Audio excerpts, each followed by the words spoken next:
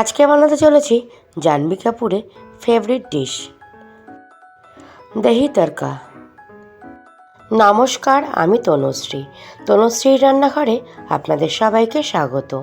আপনারা কেমন আছেন? আশা করছি আপনারা ভালো আছেন, আর আমিও আপনাদের ভালোবাসায় ভালোই আছি। চলুন ঝটপট রেসিপিটা শুরু করা যাক। গ্যাসে একটা কড়াই বসিয়ে নেব। কড়াইটা গরম হলে 3 চামচ পরিমাণে ঘি দিয়ে দেব। ঘিটা গরম হয়ে গেলে দিয়ে দেব ফোড়ন। ফোড়নের জন্য এখানে 2 শুকনো লঙ্কা, হাফ চামচ গোটা জিরে আর হাফ চামচ সর্ষে নিয়েছি। ফোড়নটা ভাজা হয়ে গেলে সুন্দর গন্ধ বেরোলে দিয়ে দেব আগে থেকে কুচিয়ে রাখা পেঁয়াজ, কাঁচা লঙ্কা আর রসুন।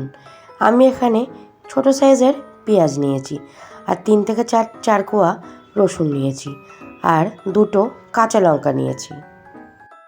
পেঁয়াজটা ভাজা করে নেওয়ার সাথে সাথে এখানে 200 গ্রাম টক দই ভালো করে ফেটিয়ে নিতে হবে। দইটা ফেটিয়ে নেওয়ার সময় হাফ চামচ কর্নফ্লাওয়ার দিয়ে নেবেন। তাতে কি হবে, দইটা যখন কড়াইতে দেবেন তখন কেটে যাওয়ার সম্ভাবনা থাকবেই না। কথা বলতে বলতে দিয়ে নিয়েছি হাফ চামচ কাশ্মীরি লাল লঙ্কার গুঁড়ো আর হাফ চামচ হলুদের গুঁড়ো। দিয়ে দেব স্বাদ মতন লবণ। লবণ দিয়ে ভালো করে একবার মিশিয়ে নিয়ে দিয়ে দেব আগে থেকে ফেটিয়ে রাখা টক দই। টক দই যখনই দেবেন তার আগে গ্যাসের ফ্লেমটা বন্ধ করে নেবেন।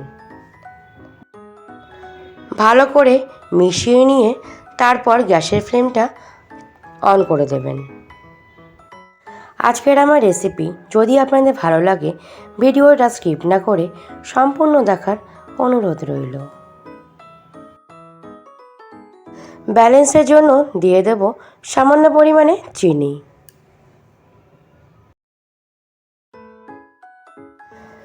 রেসিপিটা ভালো লাগলে লাইক, কমেন্ট, শেয়ার আর চ্যানেলটাকে সাবস্ক্রাইব করতে ভুলবেন না।